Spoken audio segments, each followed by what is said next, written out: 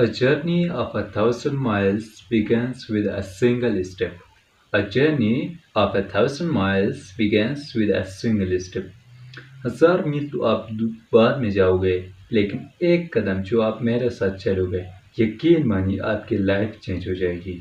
Dear students, आज के video के अंदर हम 15 मशहूर प्रॉवर्ब्स देखेंगे जो एग्जाम्स और खास तौर पे इंटरव्यूज में बहुत ही ज़्यादा पूछा जाता है। सो इन प्रॉवर्ब्स को अच्छी तरीके से याद कर लें, इनको कॉपी पे नोट कर लें। इनको हम इंग्लिश से उर्दू ट्रांसलेशन विद मफहूम के साथ हम इनको अच्छी तरीके से समझेंगे, अच्छी तरीके से इनको हम पढ़ेंगे। प्रोवर्ब का मतलब होता है कहावतें हैं, यानी कि ज़रुल मिसल भी इनको कहा जाता है। इनकी डेफिनेशन कुछ यूँ है: Proverbs are sentences that give advice or valuable message. Proverbs वो sentences होते हैं जो आपको कोई एडवाइस देते हैं या एक वैल्यूएबल मैसेज देते हैं। कोई ये ऐसे शॉर्ट सेंटेंस होते हैं जो हकीकत पर मबनी या कोई एडवाइस या नसीहत वगैरह में देते हैं। एक मैसेज होता है, यानी कि हम अपनी बात को वसनी बनाना चाहते हैं, अपनी बात को मौसर बनाने के लिए हम प्रोवर्ब्स का यूज करते हैं। सो अभी हम इन प्रोवर्ब्स को वन बाय वन देखते हैं। Speak of devil and the devil is here. Speak of devil and the devil is here. शैतान का नाम लिया, शैतान हाजिर। यानी कि आप किसी के बारे में बात कर रहे थे, आप घर के अंदर, आप रूम के अंदर आप बैठे हुए थे और आप अपने दोस्त के बारे में, आप किसी के बारे में बात कर रहे थे और बात करते करते दौरान अचानक से वो बाहर एंटर होता है, आपके रूम के अंदर आता है। तो आप कहते हो कि नाम लिया, शैतान हाजिर। Speak of devil and devil is here. उस टाइम आप इस वाले प्रोवर्ब का यूज़ कर सकते हैं और ये बहुत ही ज़्यादा यूज़ किया भी जाता है। Killing two birds with one stone. Killing two birds with one stone. आम के आम, गठेलू के दाम। जिसका मतलब ये हो गया दुगना फ़ायदा उठाना किसी चीज़ से, यानी कि आप किसी चीज़ से दो गुना उसका फ़ायदा उठाते हो, यानी कि एक तीर से दो शिकार। Killing two birds with one stone, दुगना फ़ायदा उठाना किसी चीज़ से। Out of the frying pan into the fire. Out of the frying pan into the fire. आसमान से गिरा, खुशूर में अटका। यानी कि एक मुसीबत से निकल कर दूसरी मुसीबत में फंस जाना। आप ऑलरेडी एक मुसीबत में फंस हो, तो उससे आप निकले ही थे कि आपके ऊपर एक और मुसीबत आ गई। सो उस टाइम आप ये कह सकते हो कि out of the frying pan into the fire. आसमान से गिरा, खुशूर में अटका। एक मुसीबत से निकल कर दूसरी मुसीबत में फंस जाना। All good things must come to an end. All good things must come to an end. कोई चीज़ कितनी भी अच्छी हो, लेकिन हर चीज़ की एक एंडिंग होती है। हर वक्त का एक एंडिंग होता है, चाहे वो बुरा वक्त हो या अच्छा वक्त हो, हमेशा नहीं रहेगा। लेकिन ये वाला जो प्रभाव ये ज़्यादातर पॉजिटिव वे के लिए यूज़ होता है, पॉजिटिव के लिए यूज़ होता है कि कोई चीज़ हमेशा नहीं रहेगी। या जैसे आप किसी के साथ अच्छा टाइम स्पेंड करें तो वो हमेशा नहीं रहेगा। लेट्स से आप अपने फ्रेंड के साथ आप बैठे हुए थे, आप गपशप मार रहे थे, आप उसके साथ टाइम स्पेंड करें तो और आपका वक्त अच्छा गुजर रहा था और बातें करते करते शाम हो गई, अभी आपको घर जाना है। तो अभी आपका जो अच्छा टाइम अपने फ्रेंड के साथ आप गुजार रहे थे, अच्छा टाइम आपको गुजर रहा था, वो अभी एंड हो गया। तो यानी कि अच्छा टाइम, अच्छा वक्त कभी भी एक नहीं रहता। उस टाइम आप कह सकते हो all good things must come to an end. All good things must come to an end. A fire face needs no paint. A fire face needs no paint. हुस्न ज़ेवर का मोहताज नहीं, हुस्न ज़ेवर का मोहताज नहीं। यानी कि कोई ऑलरेडी खूबसूरत हो, उसको मज़ीद खूबसूरत बनाने की कोई ज़रूरत है, उसको मज़ीद बनाओ श्रृंगार करने की उसकी कोई ज़रूरत नहीं, क्योंकि वो ऑलरेडी से खूबसूरत है, वो पहले से ही बहुत ही खूबसूरत है। तो उसके ऊपर मज़ीद खूबसूरती दिखाने के लिए उसको मज़ीद खूबसूरत बनाने की कोई ज़रूरत ही नहीं है। A fair face needs no paint. हुस्न ज़ेवर का मोहताज नहीं। Slow and steady wins the race.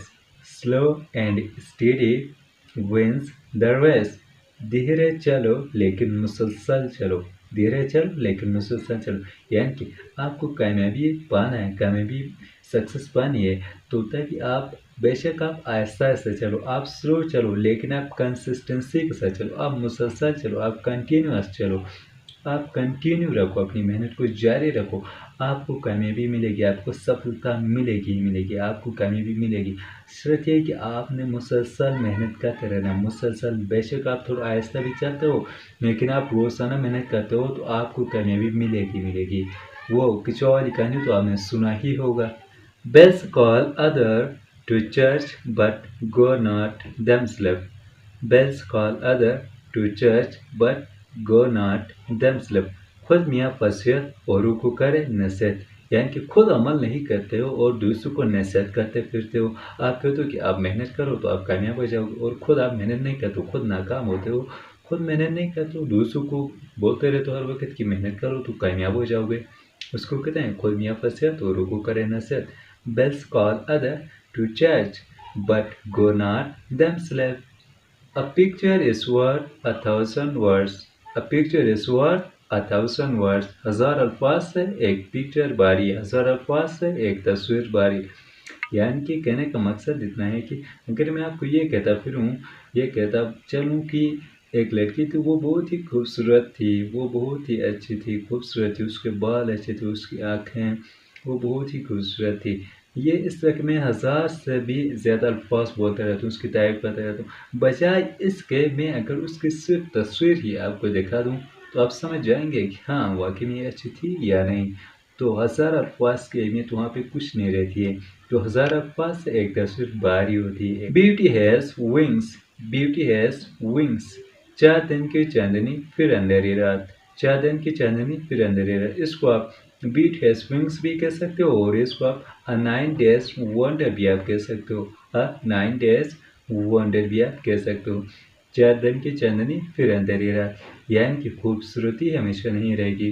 कोई अपनी तारीफ़ करता रहता है कि मैं खूबसूरत हूँ, मैं ये हूँ, फलाँ हूँ, तो वो आप उसको कह सकते हो कि ये जो खूबसूरती ये आपकी हमेशा नहीं रहेगी, ये 4 दिन की चांदनी है फिर वही अंधेरी रात, ठीक है? ये खूबसूरती आपकी हमेशा नहीं रहने वाली है। तो उस टाइम आप कह सकते हो beauty has wings, beauty has wings.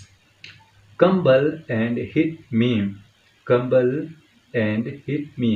Abel मुझे मार, आबेल मुझे मार, यानी कि जानबूझकर खुद को मुसीबत में डालना। आप जानबूझकर अपने आप का नुकसान कराते हो, खुद का नुकसान कराते, खुद को आप किसी मुसीबत में डालते हो जानबूझकर।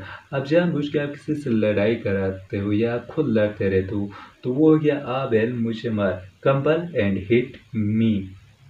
His bread is buttered on both sides. His bread is buttered on both sides. 5 उंगलियां घी में सर कढ़ाई में, 5 उंगलियां घी में सर कढ़ाई में, यानी कि इसका मतलब ये होता है कि हर तरफ से फ़ायदा ही फ़ायदा नज़र आता है, हर तरफ से फ़ायदा ही फ़ायदा नज़र आ रहा है, इधर से भी उधर से भी फ़ायदा नज़र आता है।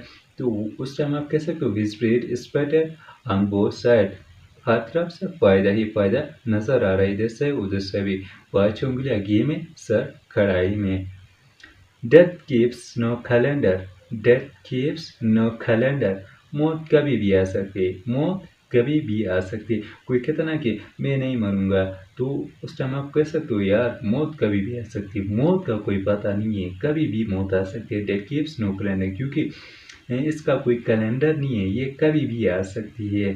तो कोई आपको ये कहे मैं कभी भी मैं नहीं मर सकता, सो आप कह सकते हो कि नहीं नहीं, डेट कीप्स नो कैलेंडर, मौत कभी भी आ सकती है, इसका कोई कैलेंडर नहीं है, इसका कोई फिक्स टाइप नहीं है। Rome wasn't built in a day, Rome wasn't built in a day। Qutub Minar कोई एक दिन में नहीं बना था, कुतुब मीनार कोई एक दिन में नहीं बनाता है। यानी कि इसका मतलब ये है, इसका मफहूम ये है कि कोई भी बड़ी चीज़ एक ही दिन में नहीं मिलती है, इसके लिए आपको टाइम लगेगा, इसके लिए आपको मेहनत करनी पड़ेगी, इसके लिए आपको वक्त लगेगा, तब जाके आपको वो चीज़ मिलेगी, तब जाके आपको वो मंजिल मिलेगी। एक ही दिन में एक ही टाइम, यानी कि बहुत ही जल्द या बहुत ही कम टाइम में कोई भी बड़ी चीज़ नहीं मिलती। बड़ी चीज़ों, बड़ी मंजिलों के लिए आपको बहुत बड़ा वक्त लगता है, बहुत बड़ा टाइम लगता है, तब जाके आपको वो चीज़ मिलती है। Room wasn't built in a day, यहाँ पे देखो तो कुतुब के लिए रूम का वर्ड यूज़ किया गया है। तो प्रॉवर्ब्स ऐसे होते हैं जो एग्जैक्ट मीनिंग नहीं होती इनकी एग्जैक्ट मीनिंग नहीं होती, जिसकी वजह से वो थोड़े मुश्किल भी होते हैं, डिफ़िकल्ट होते हैं।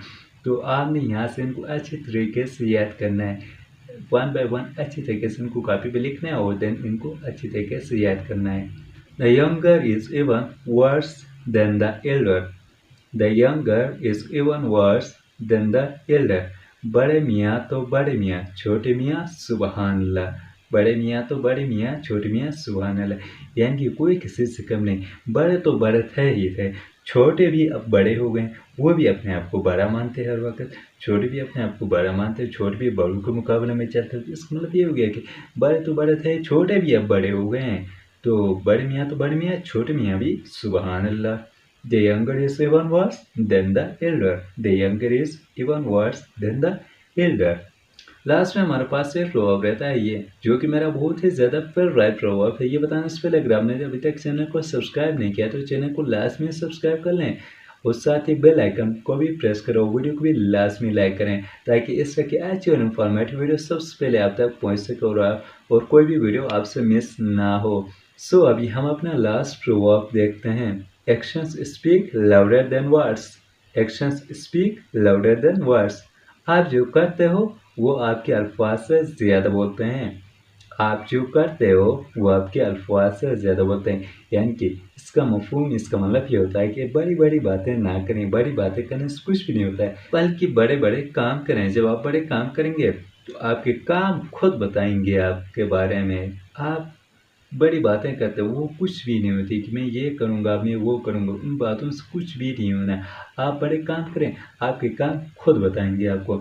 सो ये वाला प्रभाव मेरा बहुत ही फेवरेट है। अगर आपको भी ये वाला अच्छा लगता है तो आपने नीचे कमेंट सेक्शन में मुझे बता देना है और वीडियो अच्छी लगी तो वीडियो को लास्ट में लाइक करें। Thank you very much.